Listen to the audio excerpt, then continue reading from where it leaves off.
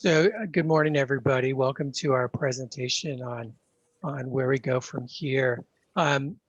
When actually quite a few years back, we started this whole process focused on making sure that we could improve our college and making sure that that we really we have equity as we talk about equity and where we want to go.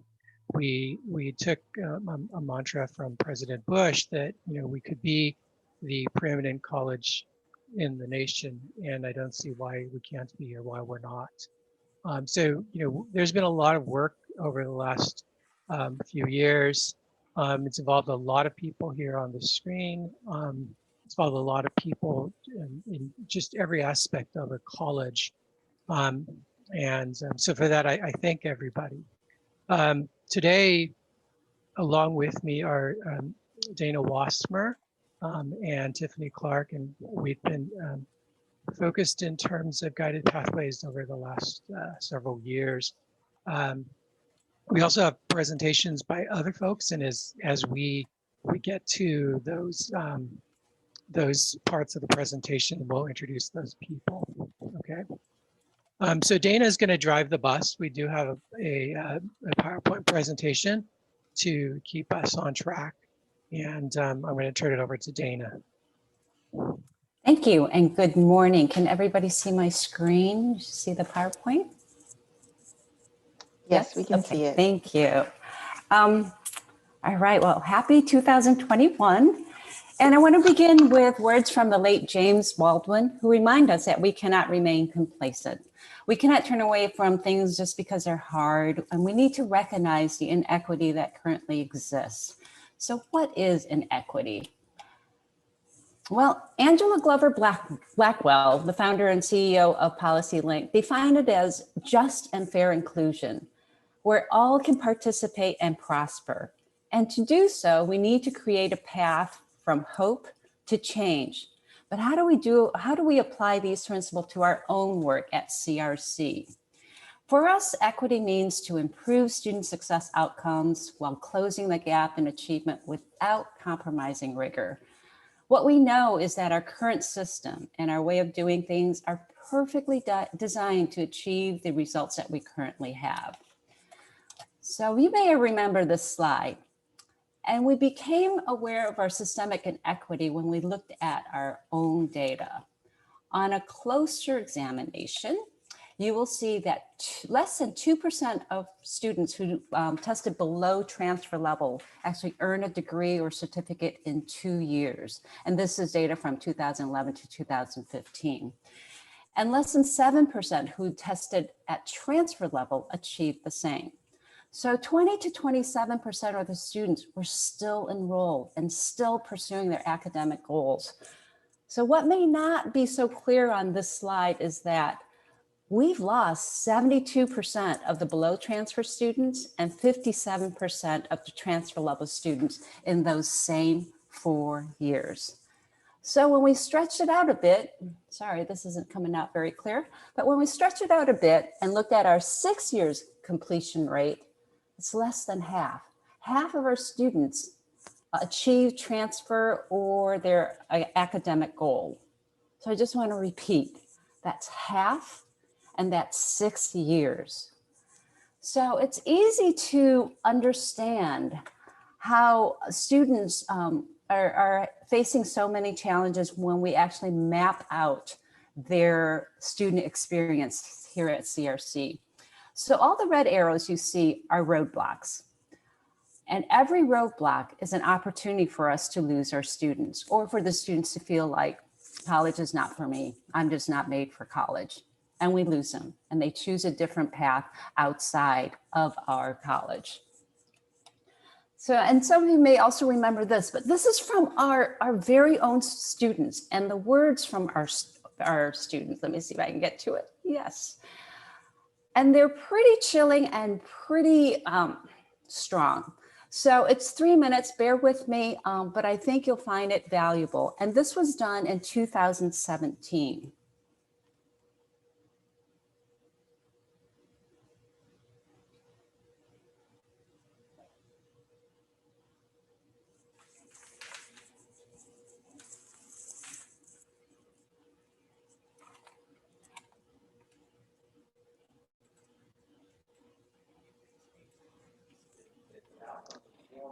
Dana, I think you have to share the sound as well when you share I'm screen. sorry. How Yeah. do do you know how I do that?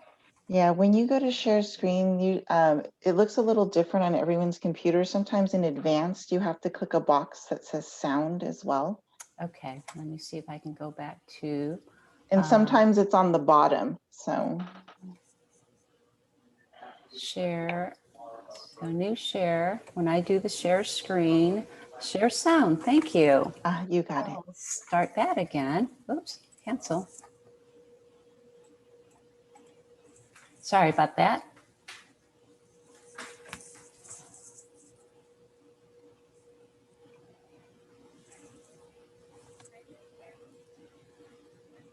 Can you hear it? Not yet. You might need to turn the volume up.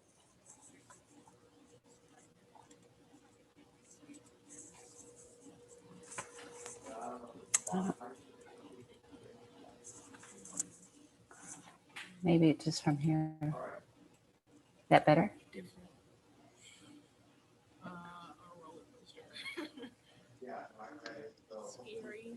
That better?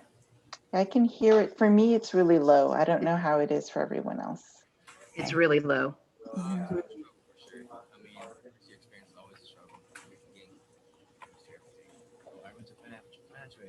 they sent me to the counseling office, and then I went to the DSGS office, and they were able to help me out with what classes I could take.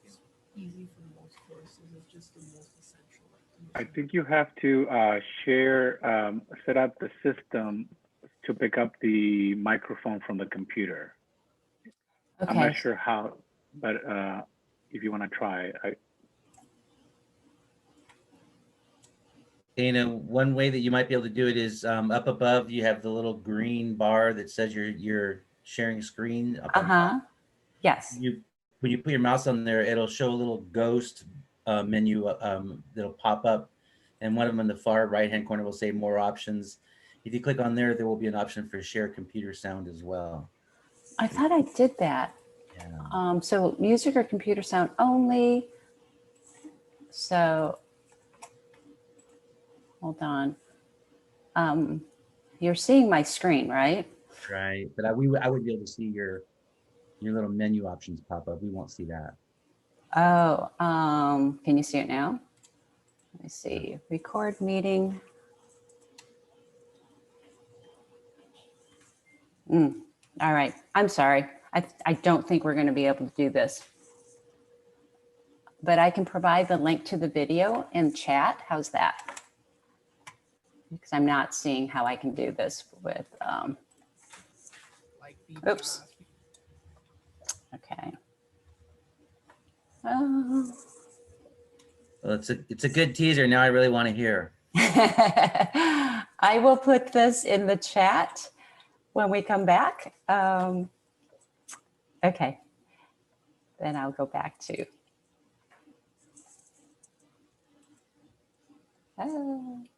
Sorry about that. Should have tested that out. All right. So the words from our students basically were saying that they faced a lot of challenges. Many of them were still here. One even said, I have friends who've been here for 9 years and still working on their academic goals.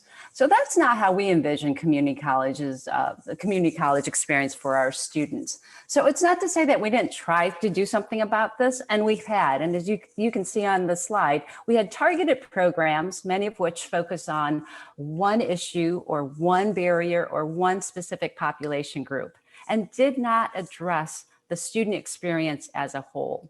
So we had to do something more, and we had to change our current environment and meet students where they're at. So this is our equity model. Again, you probably have seen this, but this shows our goal and our attempt to support students along every step along their college experience here at CRC to ensure that they have a clear path to their academic and their career goals. So this model didn't happen overnight. In fact, oops, there we go. We have documentation of our equity work going back all the way to fall of 2014. And our work became more to, or was brought more to light with the publication of Redesigning American Community Colleges and our acceptance as one of the 20 colleges to the California Guided Pathway Project. Oops. And funding from the State Chancellor's Office kind of put us on a timeline to get things done. So next, Tiffany will share with us what we have done here at CRC. Thank you, Dana. So as Dana said, we became a part of the California Guided Pathways movement, and that really provided us opportunity to get together with colleagues across the state and really talk about the things that our students are experiencing, hear from colleges that were a little farther ahead of us in this movement in their equity work, and kind of learn from them the things that they advised not to do, things that they advised to do, and really gave us an opportunity to come together as a college and even share as a district with things that we could do on our campus. And I think that Dana and Alex would agree that we found just having the opportunity to really put our brains together was probably the most powerful part of attending these different institutes, and where we really came up with some fabulous ideas to bring back to our campus.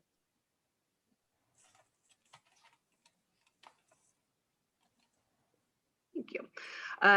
Along with having the California Guided Pathways movement, I'm sure we're all familiar also with AB 705, which brought about a huge change on our campuses in the way that we place our students.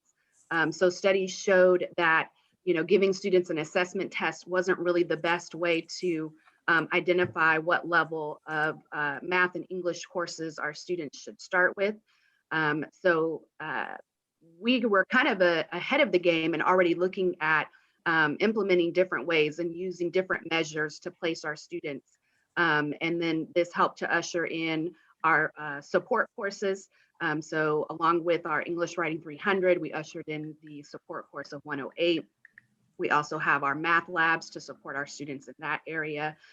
So this was just kind of the legislation that went along with kind of ideas that we were already having and seeing on our campus of ways to help our students be more successful in their English and math courses, these gateway courses. Now I'm going to turn the floor over to Yolanda Garcia. She's our Dean of Student Services and Enrollment Management, and has graciously accepted our invitation to give you some information about some things that have been going on in her area.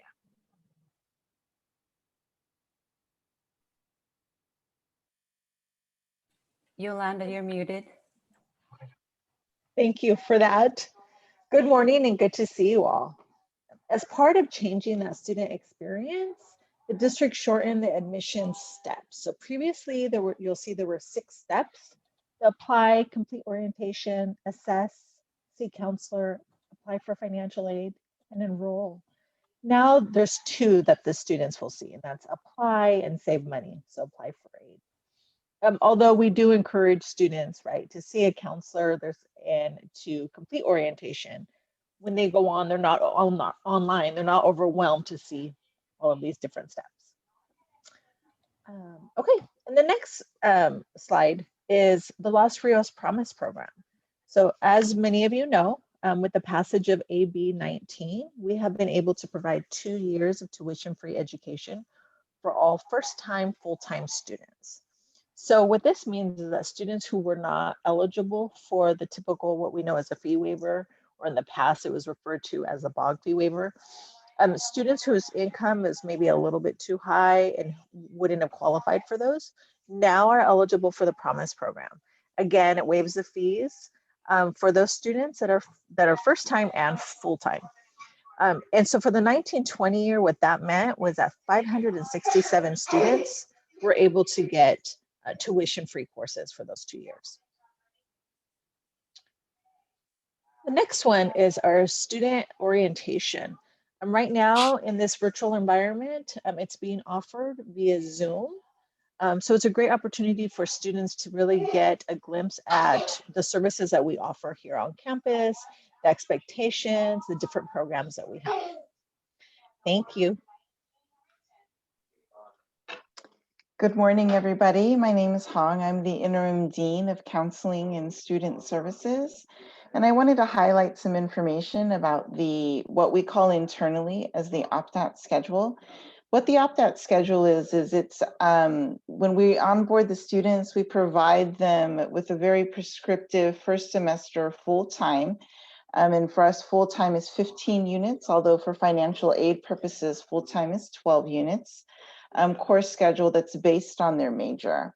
And we refer to this to the students, they know it as their first semester program plan. So we don't call it opt-out. In the next slide, there's an example of the opt-out schedule or first semester program plan for communication studies. And all of the opt-out schedules follow the same formula. It's very prescriptive.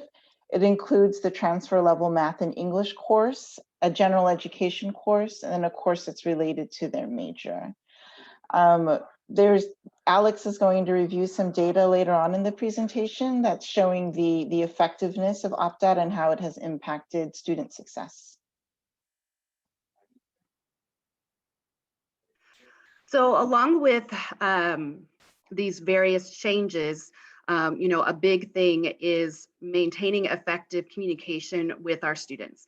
We know between the time that they've decided to attend to their first day setting foot on our campus in the past, now setting face in a Zoom, there's a lot of time in there, a lot of opportunity for anxiety, questions, concerns, them not knowing what their next steps are. So we really wanted to make sure that we have effective and timely communication for our students, and then also providing these communications in various ways, right? So we know, not all of our students will monitor their Gmail accounts. So we also have text messages that go out to students because we generally see them have their phones at all times. But being sure and being careful not to bombard them with text messages, but just those things that we know are really timely and important. Also, we had a contract with AdmitHub where students were able to get automated messages that they submitted to us, and there was a bot that had a series of answers, and if there was a question that the bot can answer, it got escalated to an expert on our campus. Our outreach team has done an excellent job at scheduling various workshops for students to attend, topics such as Canvas, how to navigate Canvas, to, how do I email my instructor? So a lot of different opportunities for students to learn about us, to learn about, expectations of college, to get their questions answered and feel like they really have a team that's supporting them as they get started on their journey with us. So just a reminder of the slide that we showed you earlier and kind of all of the different steps and confusion and back and forth that our students experienced. We have now transformed that experience for our students to have a better flow. So, having our students engage with our outreach folks, getting support in applying for just the college itself, and then applying for financial aid. And then as you heard Hong talk about, we have a special orientation just for our new students in which they get their opt-out schedule. Then as students usher into our campus, they have some opportunity to get more information about our programs, career exploration, kind of really hone in on where they want to go. And that leads them, to their first day of classes and really getting connected with their career and academic community. You'll hear a little bit more about the success teams and the case management that students are experiencing, really to provide wraparound services for our students so that they have that community feel. We know at CRC, some of the things that we do really, really well are our high touch type of programs. So students that are in EOPS are student athletes, right? We know that those students tend to be very successful because they have that community around them. So this is our way of expanding that type of resource, that type of service, to every student on our campus.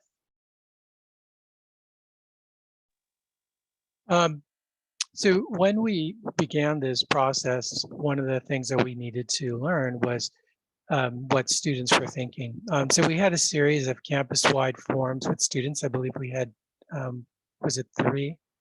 And one of these particularly was focused on the concept of what Clarifying the Path was looking at, which was, can we build GE, general education themes to help students as they continue to find a place and help them along their way, along their path. One of the most important things we learned was that students are pretty engaged with their education. They knew about AB 705 and what that would mean for them. They understood very clearly that if we wanted to put students into themes or have them choose a variety of different themes, and they could choose a theme in which to take the general education, that it could help them along the way. They'll see connectivity between courses. They'll see connectivity between their major and their theme. And so they were interested in doing that. They were also very clear that because the concept of general education themes could really help them along their path, it would be a departure from the previous way in which we did it, where students ended up staying for a long time, often because they took general education courses that they did not need. There is a video here, but because of the trouble that we had with the last one, we'll go ahead and send you that video as well, the video link. And when we send that to you, I'll put in there some of the places to take a look and see what students are thinking. So during the course, particularly of guided pathways, we've had 4 work groups. One of those work groups was Clarifying the Path, and Clarifying the Path particularly was focused in terms of looking at how academic programs are going to be able to get students through. So one of those ways then was to develop the concept of a clear map, the concept of a clear sequence of courses regarding the major. So our maps not only then have sequence of courses regarding the majors, but they also have recommendations in some cases for general education. They have recommendations of when to take the math and English requirements. They have information about the kinds of careers that one can go towards in terms of a particular major. So overall, the maps have proven to be pretty successful with students. They like them. They're able to follow them, able to help them, those students, get onto a path, into a student success plan, or student education plan rather, so that they can think about what to do next, anticipate how many units to take over the course of whatever time they plan on being here. The maps are sequenced out over 4 semesters. And what we then are able to do is to have students determine, okay, if I were to be here 2 years, what am I going to take? How many units? And if I were to extend that, if they have to extend it, or they choose to extend that for any amount of time, then they can begin to determine how long their stay might be. That's important because, the longer that one stays, probably the more money is going to be spent, and more money would be spent, particularly if students are in classes that they don't need to have. So another purpose of the maps, and another particular saving grace of the maps, is to lower the amount of units that students would take, because they're pretty clear about what they should be taking at that point.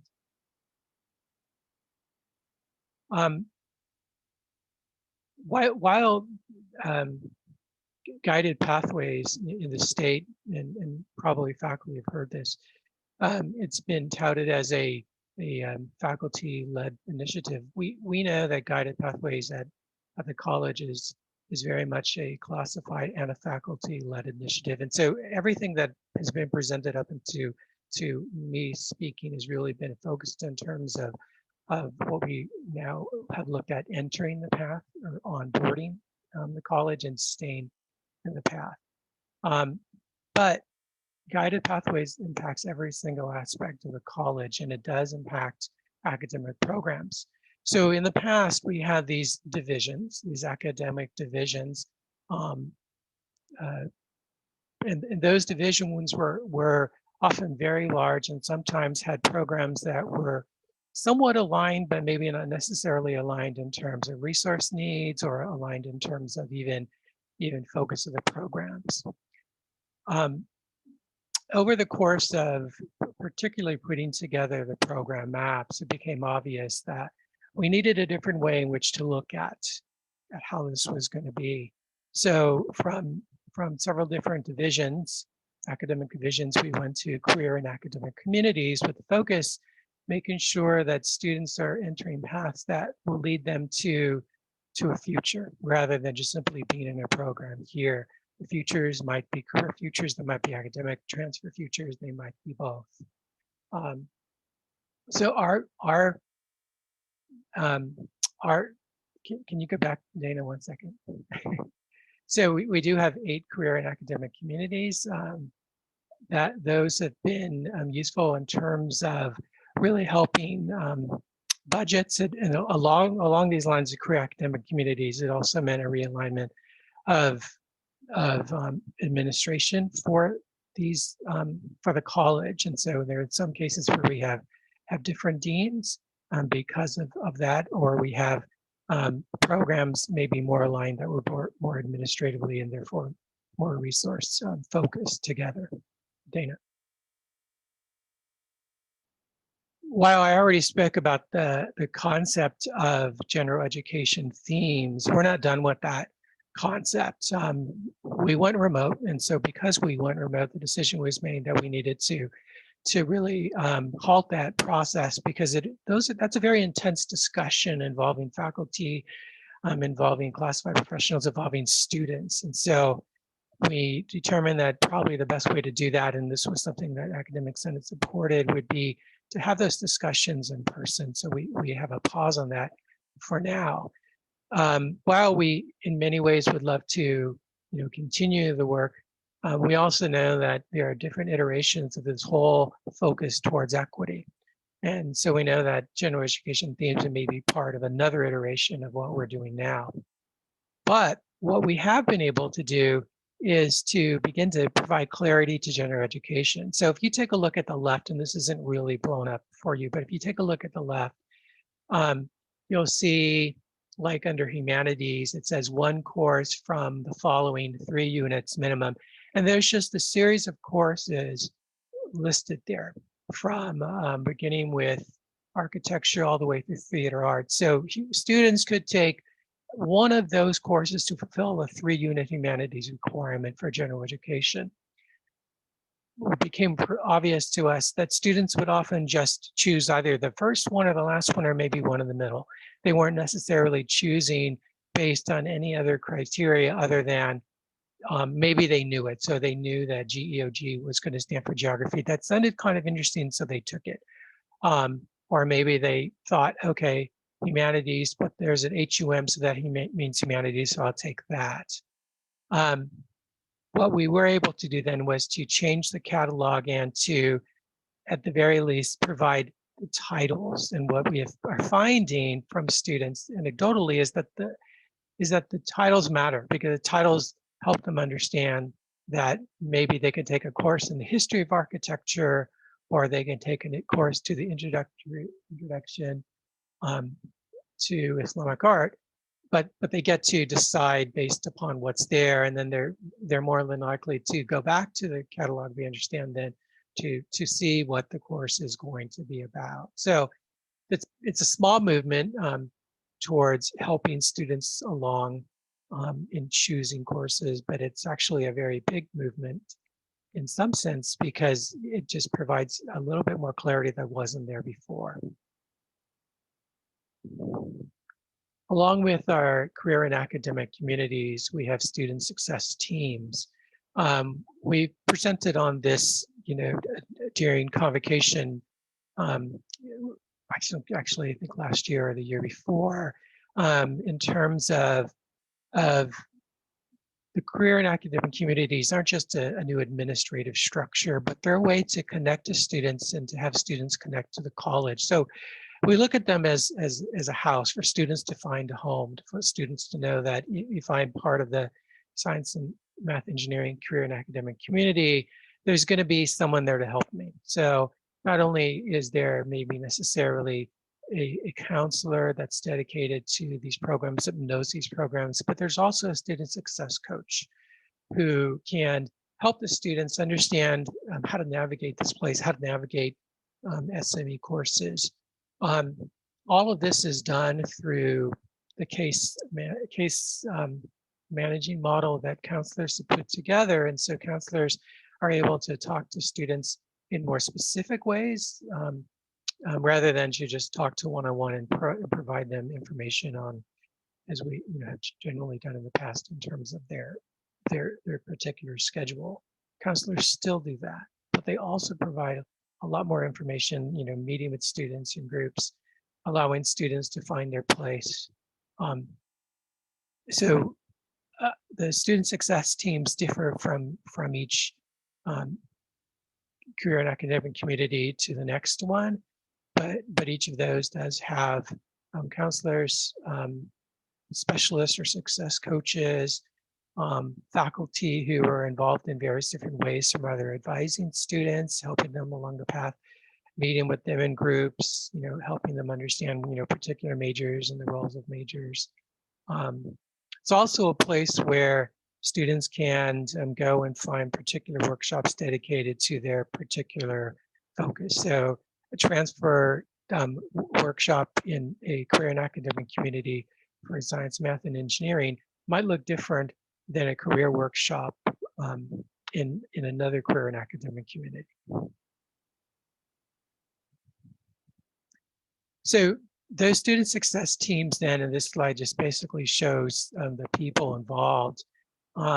It's really co-led by a variety of people, including the counselor, the success coach, the deans, and the teaching and learning lead.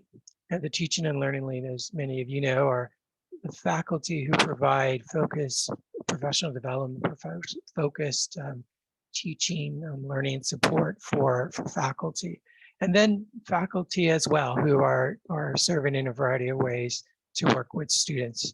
In some cases, we do have some student mentors, some peer mentors there. We also have direct liaisons to other student support services on campus, particularly like library, DSPS, etc.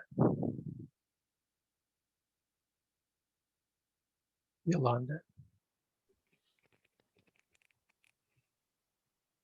Hello, Oscar should be here. Oh, Oscar's here? Okay. Yeah. Hi, hello, everyone. Can you hear me well? Yes, can you introduce yourself, Oscar? Yes, I can. My name is Oscar Mendoza Plasencia. I'm the supervisor for Student Life and Leadership Center. And I'm also proud to help with the Hot Cares program and amongst other projects. So one thing I want to say is that we're very proud to continue assisting our students during these hard times and providing basic needs as much as possible. Some of you may be aware that when we're on campus, we're providing food, clothing, toiletries, amongst other items for students who were in need during the pandemic. Because we are operating remotely, a lot of those services that were one-on-one or in person have not continued, but we've been working with the district to provide some of those services, including food. So some of you are aware that we're doing drive-up food distributions. On the 25th of this month, it'll be our 4th distribution since we've gone remotely. And the most we received, the most students we had at one time, one distribution was 176. So it's been well received. So we're continuing supporting students that way. If you can go to the next slide. So another item, well, this is a food pantry. This is what I was mentioning. One thing I also want to add is that we're still continuing to support students who are experiencing homelessness. through various programs or various resources. One of them is the Homes for Hawks, which is also I'm just it's just in this slide. It's fine. So the housing portion of our services, it's both the hotel voucher program which is through Extended Stay America. If students have been referred to the Hot Cares program because of housing, we can assess the needs of the students and get them into the hotel for a max of 2 weeks. With that, we also provide follow-up services with students and help them try to find stable housing afterwards, whether that be through helping them find spaces to rent or even referring them to shelters. We also have 8 students who have taken advantage of our housing voucher that we had a collaboration with SHRA, Sacramento Housing and Redevelopment Agency. Through this program, we have, like I mentioned, we have 8 students who have been working with our case manager, Militia Blakes. And from those 8, 5 of them have already found an apartment. So like I said, this is basically a Section 8 housing voucher, but it comes with 3 years of case management through with us, through Militia Blakes. And the students are able to get an apartment and use it as much as they need. Our goal is for them to be independent and eventually graduate, move on, and be successful. There's 3 students that are still looking into housing, but besides that, those are the efforts that we have that we're currently working with while we're working remotely. But be sure to continue to connect with us and see what's coming, because there's a lot of exciting stuff that is going to be coming through the Hot Cares program. If you have any questions or want to follow up with me, any other questions regarding Hot Cares, be sure to contact me. Thank you.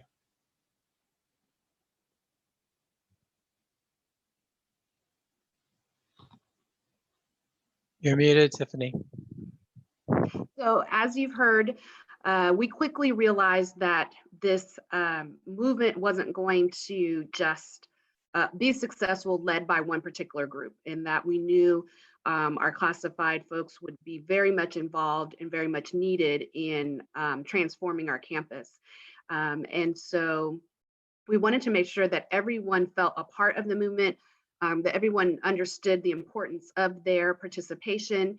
And everybody from the front counter folks to those that maybe are behind the scenes all the time, sitting at their desk, but doing work that is very important to the daily lives of our students.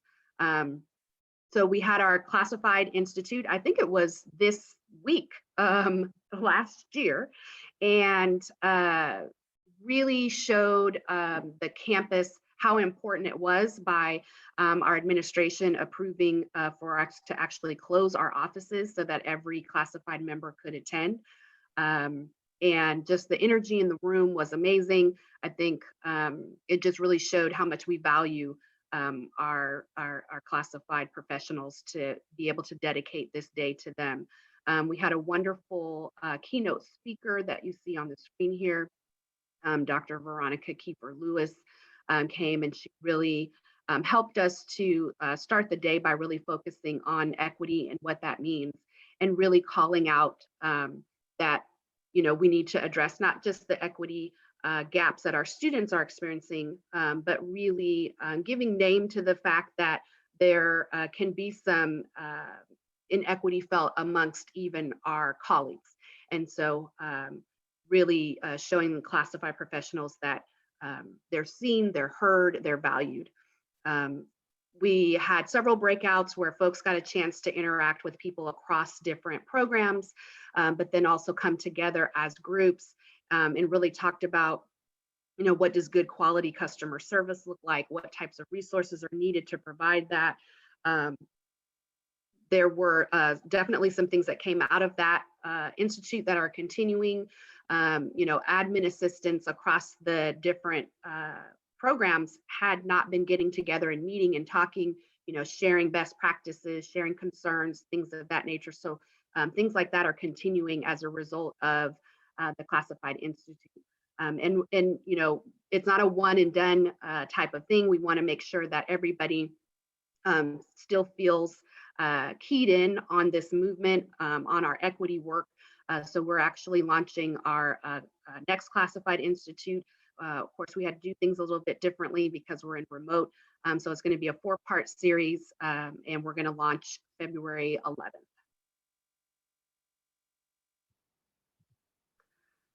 We also transformed our website as a district. Each of our campuses kind of had our websites organized in a different way. So our communication team, they really looked at what we were presenting, held focus groups, talked to students, figured out how do students look for information versus how do we want to present it to them. And so we redesigned our website with our students in mind. And you'll see that our sister colleges, we are all kind of matching. We know, especially in this environment, students are taking classes at multiple campuses at a time. And so it's very helpful and streamlined for them to be able to find information in the same way across our district.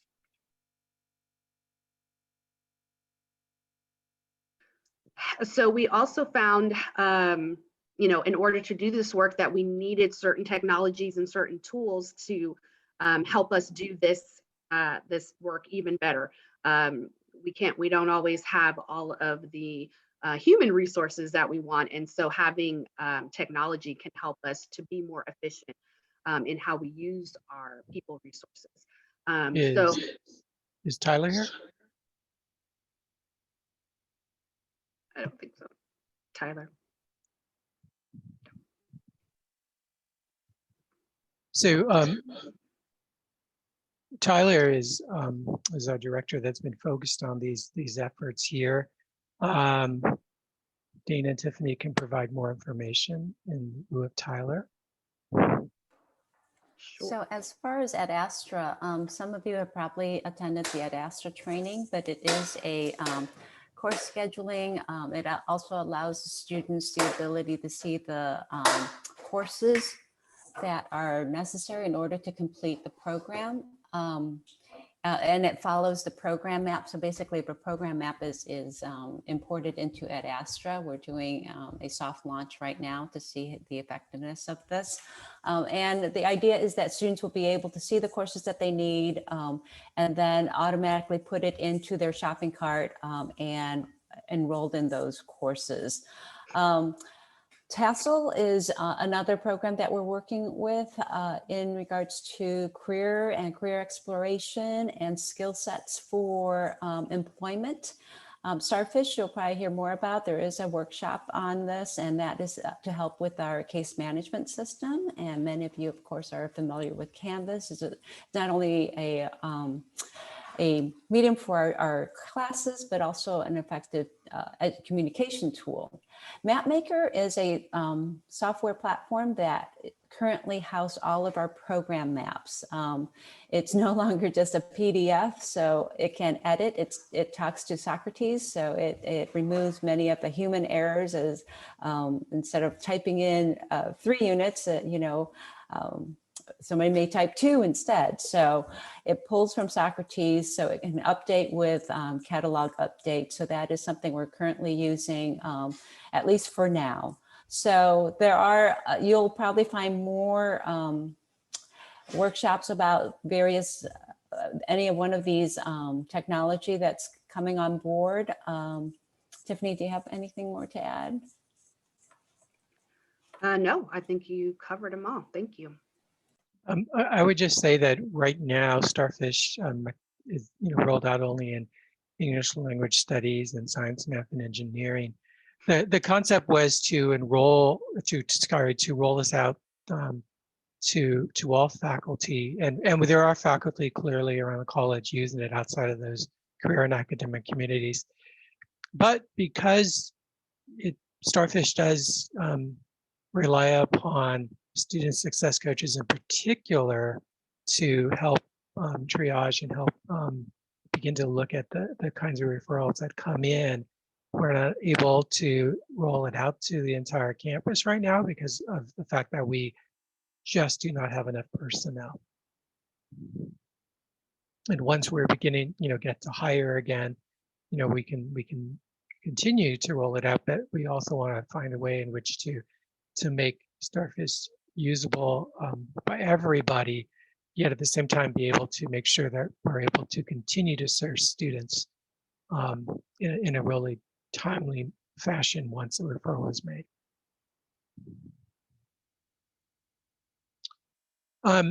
So one of the focus, or excuse me, the entire focus of this equity effort, of particularly of guided pathways, then has been to change student success, right? To make sure that what we're doing actually matters. So we have particular kind of momentum points that allow us to determine whether or not our efforts are working, and allow us to determine where to go next.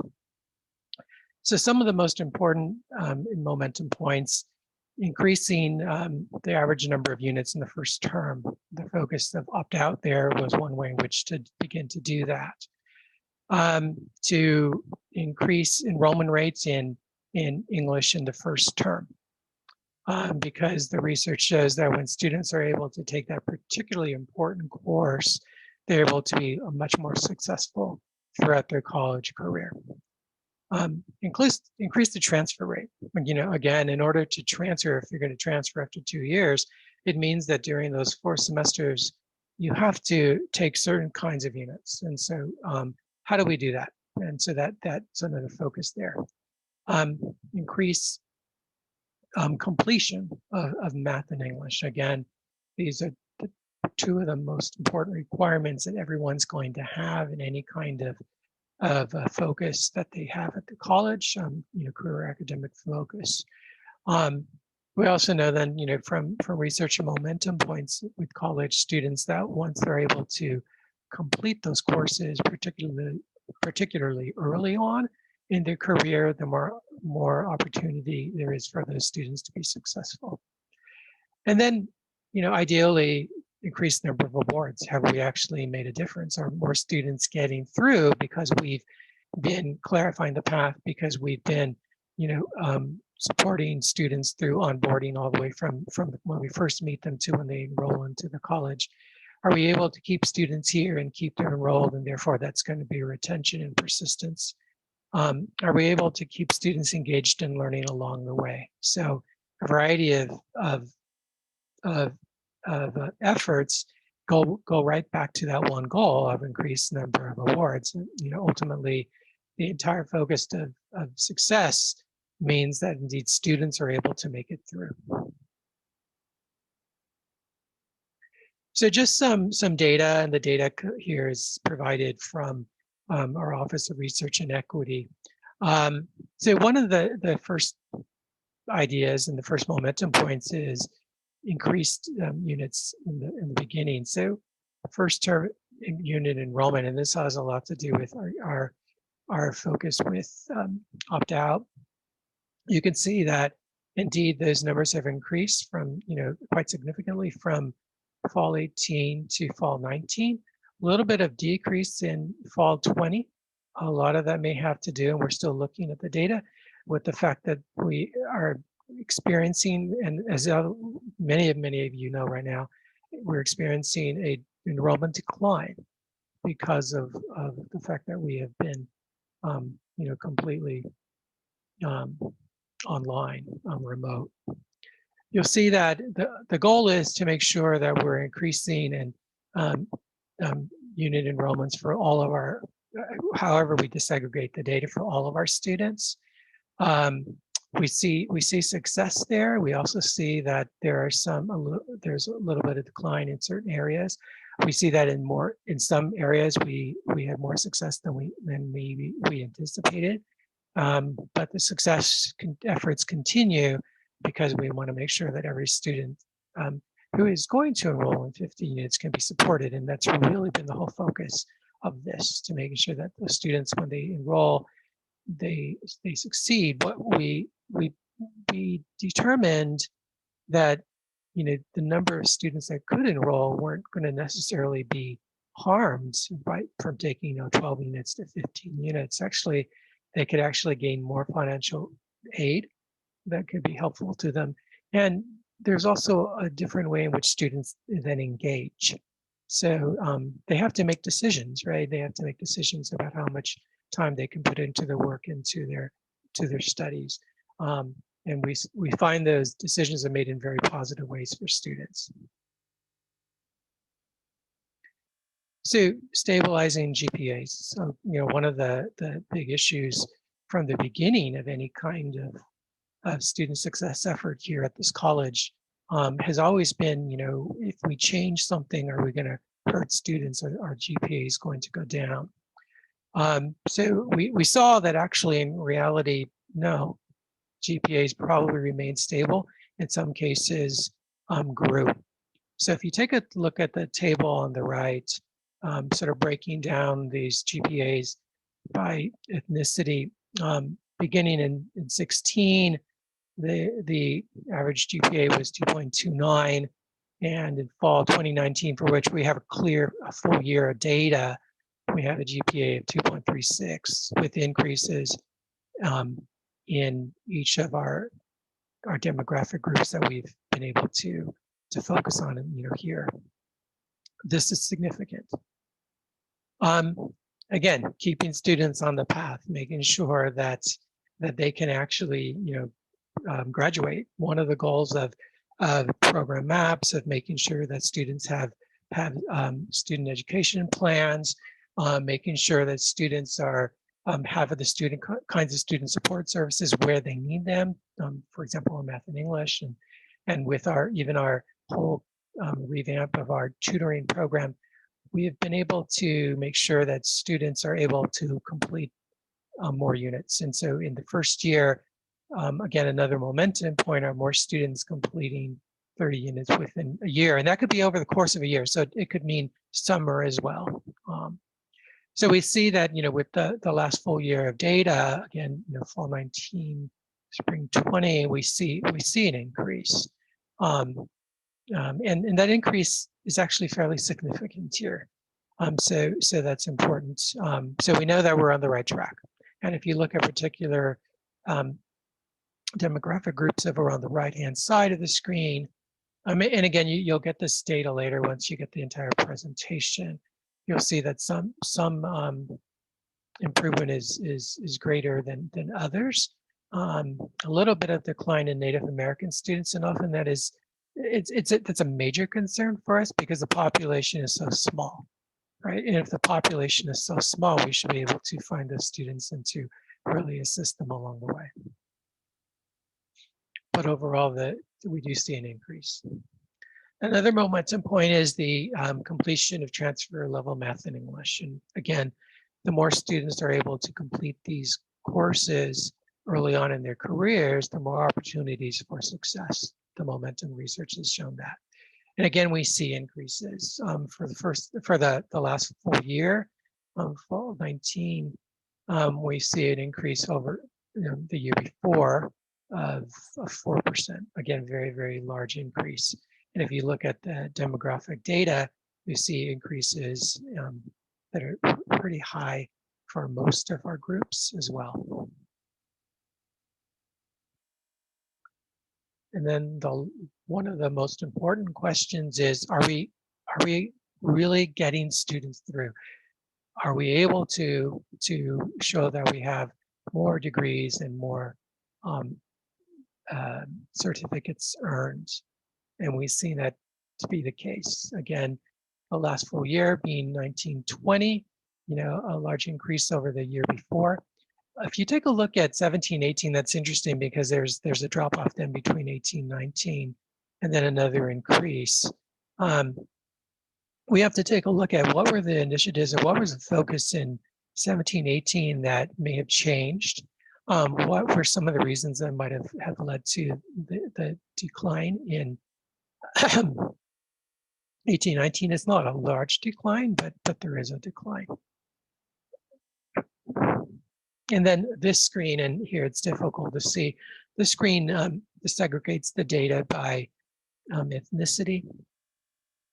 You'll see, for example, right in the middle of the screen, Hispanic Latino students, a large increase over year to year from 1819 to 1920 in terms of degrees or certificates attained. Quite a bit, more increase from 1516, where there were 193 awards for Hispanic Latino students, to 1920, where there are 502 awards. And again, you'll see this data more clearly as we are able to provide you this presentation afterwards. So one of the biggest issues that we've ever had to face, obviously, is COVID-19 and the impact that it's had upon us personally, the impact that it's had upon our students, the impact it's had upon our ability to provide what we do at this college, provide student support, provide student services, provide instruction. Everything is unique in the sense that we never experienced this before. We weren't ready for it. But what we saw was that we did as a college and as a district, and rise to the occasion to make sure that we could change a lot of what needed to be changed on the fly, so that our students and our faculty and classified professional staff could be successful. We also began to find out then that there were large inequities that were clear because of the pandemic. And again, the inequities existed prior to us going remote. And as Ed says here, the pandemic didn't create inequities, it exacerbated inequities already there. So our work on guided pathways doesn't end because we're remote. Our work in guided pathways doesn't end when our funding ends. Our work with equity is always our work. It's always who we are and what we want to be. As one of the most diverse community colleges in the nation, we need to make sure that that diversity means something for our students. So COVID-19 throws a wrench into a lot of things. And you all know that on a very personal level, I'm sure. But we continue to make sure that we work towards success. So then going remote, right? We had to convert everything. We had to convert the college operations from admissions and records to business services to instruction to instructional labs. A lot of you know exactly how that has happened because you were part of the process of the change. A lot of you know that it happened because you've been able to provide those resources for students. Faculty know it's happened because of the fact that teaching has been completely remote. And so you've had to not only change the way in which you teach, but really make sure that students are able to engage in your classes. Same thing with student services. No longer are we looking at students across a desk or sitting in a window and able to work with students. But everyone now is going to be probably working on Zoom, right, in a face-to-face kind of meeting, and sometimes not even that. But we do it, and we do it well, I think, because our students matter. In fall 20, then, because we were faced with staying remote after the end of the spring semester, we looked at the fact that we have these inequities and that they're being exacerbated. We also experienced a summer where we finally, as a nation, had a reckoning with racial injustice, and race could be actually talked, and it wasn't a really bad thing or a controversial thing, but it was an urgent thing. It was a focus that we needed to make sure that we looked at who we are and what we do. So then we developed this focus.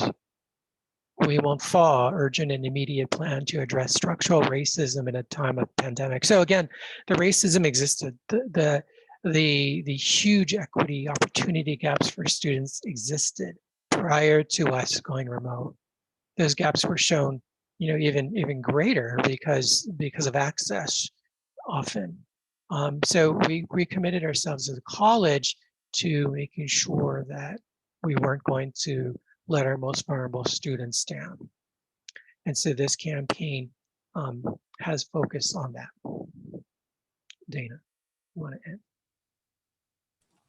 Thank you. So we realize we have, as Alice said, we realize we have a lot more work ahead of us. We realize that students are our main focus, and we are centered on providing the best support and experience for them in a very equitable manner. So our students are our equity work. We work really hard, and we will continue to make sure that we remove any systemic inequities that currently exist. We are examining everything that we currently do to make sure, to ensure that, and removing that. I am going to stop my share screen so that we could all see each other. And if you have any questions for us.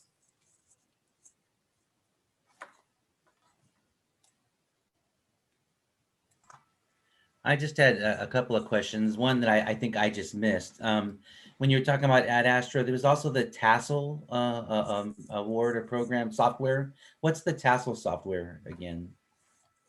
Great question. It is our career exploration and guidance, as well as a skilled identification software that we want our students to experience. I know there's a lot of career exploration software out there. We know there's a lot, but it is to provide the students with the knowledge of, okay, if you get a degree in communication, not only are you going to be a good communicator, but you're also going to be able to have critical thinking skills, because you have to think on your toes. You have to, be able to respond in a very effective, influential way, right? So those are, from what we're hearing from the employers, they want students with skills. And no offense to any degree, including nutrition, they don't really care what degree sometimes, but they care what skill set you bring into their company. So we're taking a real deep dive into looking at that and how we could identify, and you'll hear us reaching out to the program faculty on, like, okay, are these appropriate skill sets for your course? Or for your program. A lot of it are somewhat identified with your SLOs, and that's what we're looking closely into to see how we could help with that. So it's a process. It's a platform that students will be able to explore, not only seeing where they may have gap. Like, for example, I want to work for Apple, what skill sets do they need? And then maybe looking at the GE list to see, oh, wow, this one can provide me with the type of critical thinking skills that Apple's looking for. So maybe I should take that course instead. So giving them a little bit more guidance instead of just saying, well, my friend took this course, so I guess I'll take it too, right? We want their educational experience, not only the knowledge that's required in their field, but also the additional skill sets to make them successful. So that's what Tassel's about. Thank you. That was really helpful. I appreciate it. And then I did have a second question. So with the remote instruction and online instruction that we have now, of course, a major obstacle for many students might be their access or their resources in technology. So I know when we were trying to react very quickly as an institution, trying to get the Chrome laptops or tablets available to students and something like that. What efforts has Los Rios been talking about? Are you aware? Is there anything that's been being tried again to allow or give us some resources like a laptop or a tablet for students? Has there been efforts in that area for technology or helping with technology? Those efforts continue. A lot of those efforts began as we just right in March. Stephen McLaughlin's focus in terms of Dean for technology is really focused on that. There is one thing that's available for students is student tech support page, and so we've dedicated classified professional resources staff directly to working with those students, and they're busy quite a bit helping students with, determining how to work not only in Canvas, but how to actually get things to work, right? How to if they need to use a remote lab, how do you do that? Even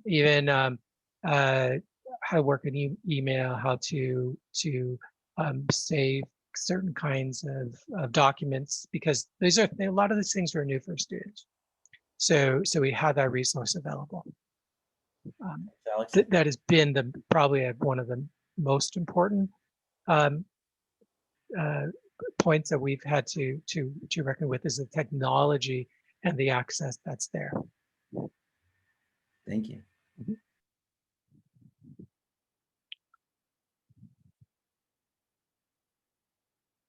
So in the link, in the chat, Dana has provided a link to the 6-minute video on general education themes. And then she also earlier provided a link to the video where the students were talking about, being here for a certain amount of time, and what this could mean as we began to change the way in which we do things. So both of those are in link now. And as you get all of this, we'll send you those links later as well.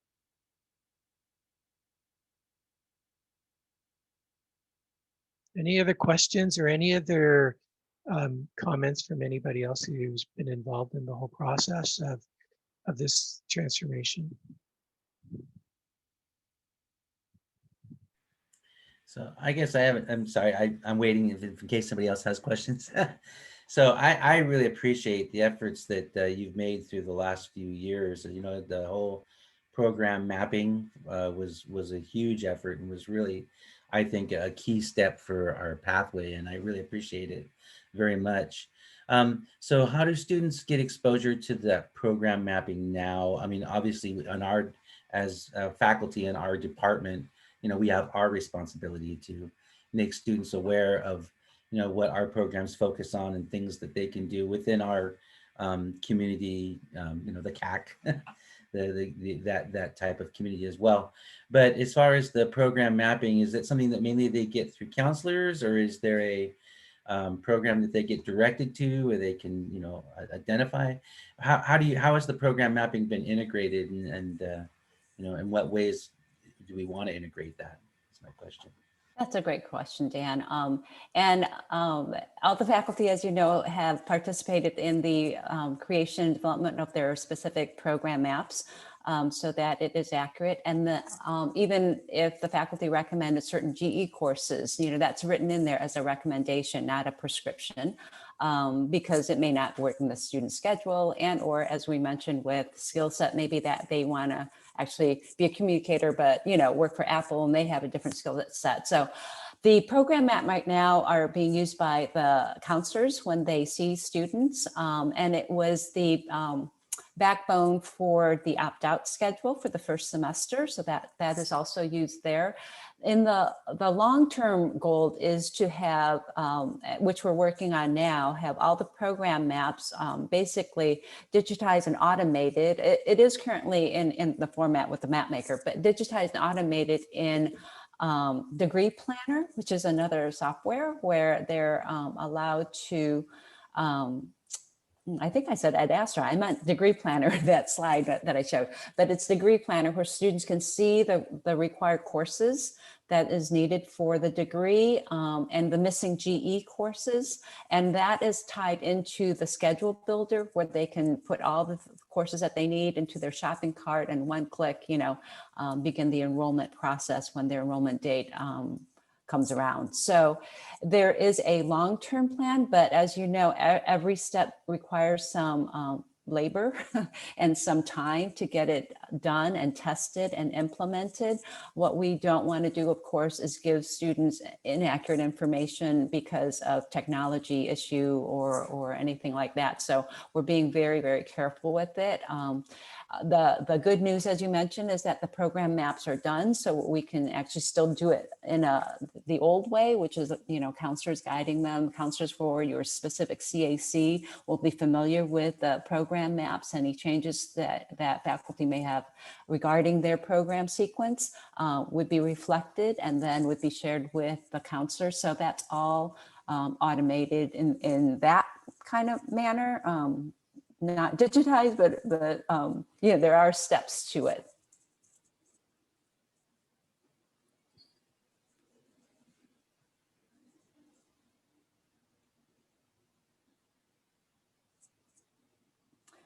Were we that clear in our presentation? I also want to add, if I may, Dan, that the data, we do look at it. We look at it frequently, as you saw that we shared some of the data with us. And we do know that if it's not working with the way that we currently have been implementing it, we can pivot. And perhaps we need to pivot, especially if it's you know, creating a disadvantage to a specific group. We're aware that we are proceeding in somewhat uncharted territory as far as CRC is concerned. Some other colleges have implemented or are maybe a little further than us, and we do watch them closely to see what they're doing, to see if we could implement some of their strategies. But you know, we are very unique. Every college is unique. Student populations are different. Student needs are different. And even program, you know, could be different. So, and we also work within the 4 colleges, right? Within Los Rios. So we have to be in same, not in sync, but, you know, have real clear communication with our sister colleges and how they implement it, so that, again, we don't disadvantage our students who may go to one or more of our of the Los Rios colleges too. So Dan, you had something else? Yeah, if somebody else doesn't, then again, I really appreciate all the efforts that have been made and the focus that we're having. The data was very helpful too, by the way. Thank you for sharing that, because I was curious to see, you know, how we've started in our endeavor here with our equity planning. Great. I think I have a question for Oscar, and you might have said this, and I apologize if I missed it. On the food pantry, so is that still a service? I know last semester it seemed like there were events where the students could actually come and pick up, you know, vegetable produce or whatever that was available in a kind of a drive-by fashion. Is that type of thing still continuing, or? Yeah. In fact, we're planning on having 2, you know, drive-up food distributions a month. This month being a shorter month because, you know, we just came in and, you know, planning all that. We're gonna have one, which is on the 25th, and you're all gonna get an email when it as soon as we find out the dates that we're getting the deliveries. That's as soon as we send out the emails, you know, the flyer. If faculty and staff can help us spread the word, some faculty and staff have access to groups, right? You might be advising as a club or whatnot. If you can help us also spread the knowledge and the resources, that'd be great. So that email is going to go out today with a flyer itself. So please help us do that. So the ways it works is that the same day we get the delivery, that's the same day we give out the food. So we're using the steps in front of Wind Center. You know, we put our canopy out there, our big flag, so it's hard to miss. And so we try to do as efficient as possible. And you can expect 2 drive-up food deliveries a month until we get back on campus and we can open the pantry itself again. There's going to be a presentation tomorrow, and we can go into more detail of moving forward with the Hot Cares program, so you can see, you know, once we move into the Portable 48, how our services are going to be expanding. We're purchasing refrigeration systems so we can provide other food, you know, ready-to-eat meals for the same day, aside from just taking produce or a bag of food home. So definitely, if you have any questions, you can always, you know, contact me directly, and we can have a chat. Thank you so much, Oscar. Yeah, and I think for us faculty members and others, you know, anytime I get those flyers or whatever, I try to do an announcement on Canvas and get it out there. You know, I think that's something that we can all do to support the efforts. Because thank you for that. I appreciate it. That's great. Thank you. Bob, you have a question? Yeah, the program maps that are available online right now, they're still there. Are they still current or are they? No, they're not current, unfortunately. The web designers have been backlogged with a lot of other work. I believe the one that are up right now are 2018. We're now approaching 2021 soon, right? So the counselors do have, in MapMaker, do have the most current maps. So, and anytime there's a change, whether it's in curriculum or what have you, it gets updated in MapMaker. Can you get those to the deans also? Because I know when I'm trying to make a decision whether to keep a minimally enrolled class alive, is where is it in the map? Yes. And because you're interim, you don't have access, but I can get you access today. And but all the other deans and counselors do have a copy or do have access to it. Okay. Yeah, I've gotten back to access to what I had before. Okay. So finally, Andre did his magic, so Very I good. can see things again. And I also want to say that what we're seeing with our data, we have this new factor that we never counted on, which was COVID.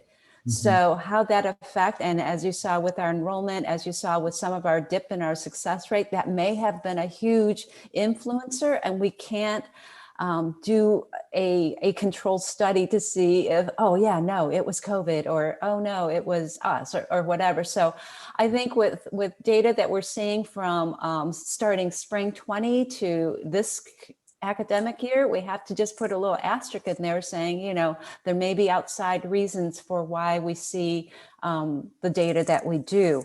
But I still strongly believe in keeping and tracking the data and making sure that we're heading in the right direction. I think the direction should be, the goal, but maybe the points may have dropped because of our overall enrollment, which then will affect the total number of students who complete, right? Because so many students have left us.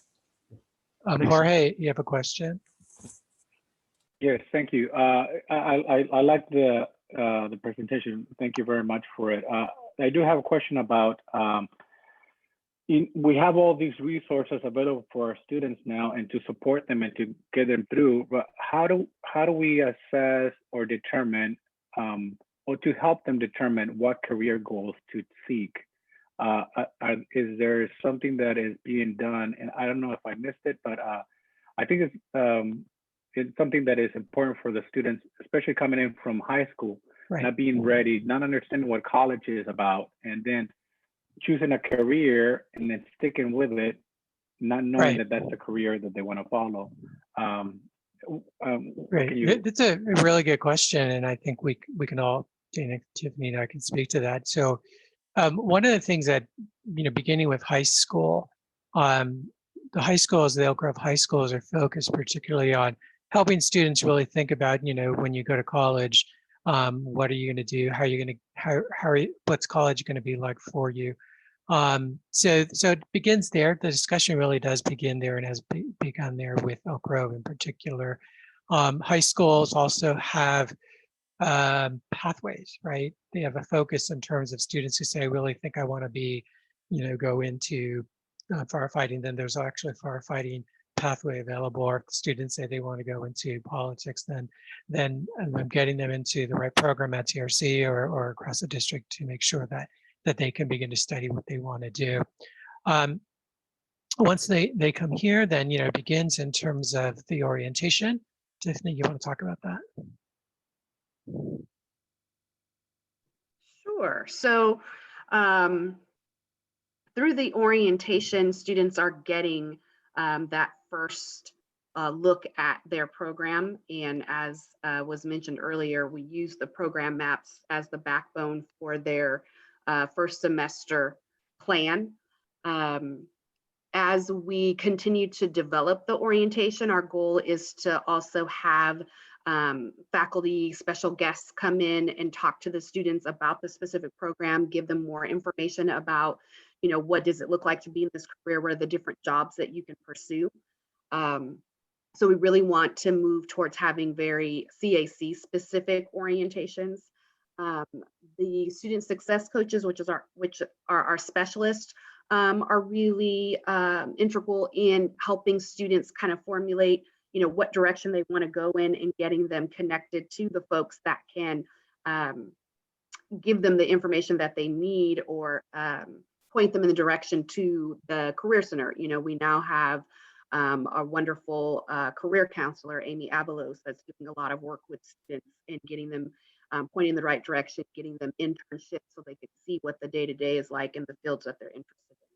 And then, as we mentioned, TASL coming on board will really help support our students' career exploration as well. And so we're really being thoughtful in how that's being developed, and wanting to make sure that students aren't overwhelmed with information, but that it really acts as a guide to help them narrow down, okay, what's going to be the best direction for you, no matter what angle they're coming from. Maybe they don't really know the title of a job, but they know, here are the things that I like to do, here are the skills that I'm good at, and then it could spit out some suggestions based on that. Or as Alex mentioned, or it might have been Dana, if they have always had aspirations of working for a specific company, I want to work for Disney, then they can search Disney and see what types of jobs and careers are available within that organization. So that it will be a big helpful tool for our students once we get that online. And I'll just add. Go ahead, Dana. I was going to say, and I'll just add, the TASL is going to be coming up, hopefully, coming online, hopefully within the next semester or so, we're hoping. But right now, what we can do is faculty being involved in the student success team, because we can hold career workshops there. Students may have an idea that they want to be in the science field, but they don't really know what they want to be in that science field.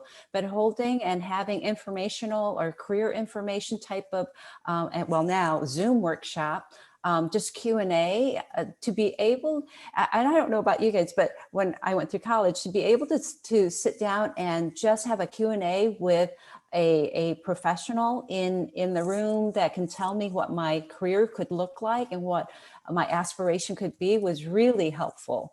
So that's something we can actually start implementing now with the student success team, encouraging faculty to get involved so that they could help guide the students. I would just say thank you for that question, Jorge. The whole focus of this work is making sure that students are able to attain their goal, whether it's a career-specific goal or maybe a transfer, career goal. So the focus is pathways to career, right? It's making sure that students are able to get where they want to go, rather than just sort of stay here for a long time. Students like the place, right? And they're happy to stay.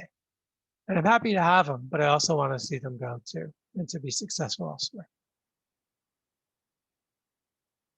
We do have 3 minutes left. If there are any other questions or comments? And you can always reach out to us if you do think of other things along the way. Over the course of the semester, of course, always feel free to reach out to us as well. I want to thank Hong and Yolanda and Oscar for coming and presenting, helping present today, and to providing their expertise. This whole effort has involved many, many people from across the college, and will continue to involve people across the college, because equity is the entire focus of what we do. So thank you. All right. So I think what I'm going to do, if it's okay with everybody, I'm going to go ahead and end this presentation. Thank you again for attending, and have a fabulous day.